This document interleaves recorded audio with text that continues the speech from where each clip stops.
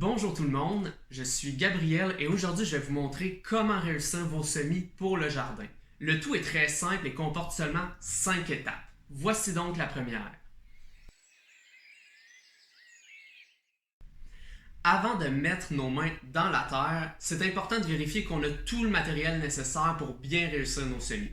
On va donc avoir besoin d'un plateau de semis avec couvercle transparent qui va laisser passer la lumière tout en retenant l'humidité. On va également avoir besoin de petits contenants, comme celui-là, qu'on peut aussi appeler cellule. C'est lui qui va recevoir le terreau et les semences. On a également besoin d'eau, de terreau et d'un contenant, ça peut être un bol ou une chaudière, d'un outil pour manipuler la terre, d'un crayon et d'un outil d'identification. Évidemment, on va avoir besoin de semences et finalement, d'un vaporisateur.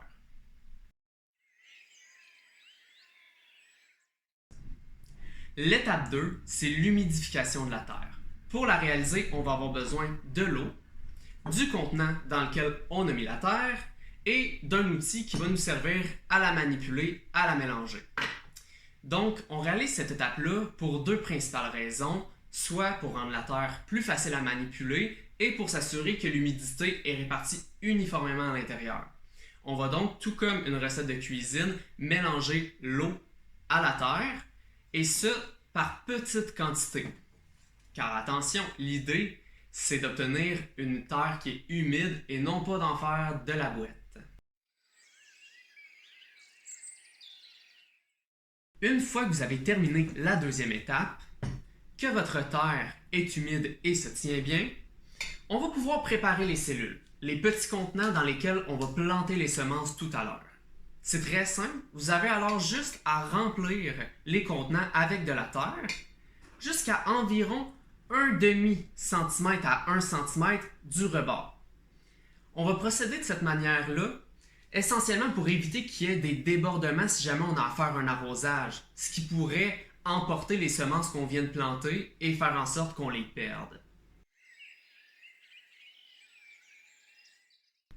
On peut maintenant passer à l'étape numéro 4, celle durant laquelle nous allons mettre en terre nos semences.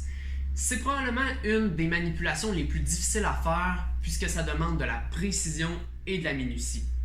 En fait, chacune des variétés qu'on va planter doit être mise en terre à une profondeur particulière. Par exemple, ici on a des haricots et ceux-ci doivent être plantés à 2,5 cm de profondeur. Pour connaître ce chiffre, cette information, vous pouvez regarder sur l'enveloppe qui correspond à la variété que vous allez utiliser. Pour procéder à la plantation, moi j'utilise un crayon qui me permet à la fois d'identifier la bonne profondeur avec une règle et de faire le trou dans lequel je vais déposer la semence. Par contre, il y a quelque chose qui est important de mentionner et je vous en donne un conseil, c'est que les semences que vous allez mettre en terre ne vont pas toutes germer. Je vous conseille donc d'en planter environ 2 à peut-être 3 par cellule en les espaçant de 1 cm et de conserver seulement le plant qui pousse ou celui sur les 2 ou 3 qui vont pousser qui est le plus fort et qui pousse le mieux.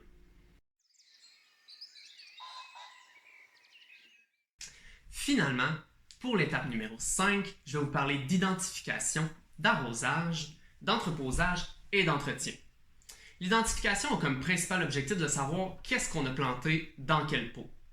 Que ce soit sur un bout de bois ou encore sur une étiquette qu'on vient coller sur votre contenant, vous allez devoir écrire le nom de la variété que vous avez semée et si jamais vous êtes plusieurs à avoir fait un atelier de semis, je vous invite également à y écrire votre nom. Comme ça, vous allez savoir qui a planté quoi et ça va éviter de vous chicaner pour savoir à qui appartient la plus belle fleur du plateau.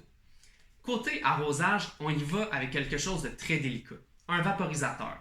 Parce qu'un jet d'eau trop fort pourrait brasser la terre et faire remonter nos semences à la surface. On va donc asperger simplement le contenant, comme ça, avec quelques jets lorsqu'on va observer que ça commence à devenir sec. Pour ce qui est de l'entreposage, il faut savoir qu'une semence, pour germer, a besoin de 3 choses. De la chaleur, de la lumière et de l'humidité. On va donc idéalement placer notre plateau de semences sur le rebord d'une fenêtre avec le couvercle transparent bien posé sur le dessus. Celui-ci va permettre de laisser passer la lumière, donc de réchauffer la surface de notre terreau, mais aussi de retenir l'humidité. On va le conserver une bonne partie de la croissance jusqu'à ce que nos végétaux aient atteint quelques centimètres de haut. Pour ce qui est de l'entretien, justement, une semence, c'est un peu comme un animal de compagnie, c'est fragile et ça demande beaucoup d'attention. Une attention même quotidienne. Donc, à chaque jour, vous serez responsable d'observer pour savoir s'il manque d'eau et si la croissance se déroule bien. De cette manière-là, après quelques semaines, vous devriez avoir obtenu de jolis plants à mettre dans votre jardin potager cet été. Donc, voilà, vous avez tout ce qu'il faut et vous savez ce qu'il faut pour bien réaliser vos semis.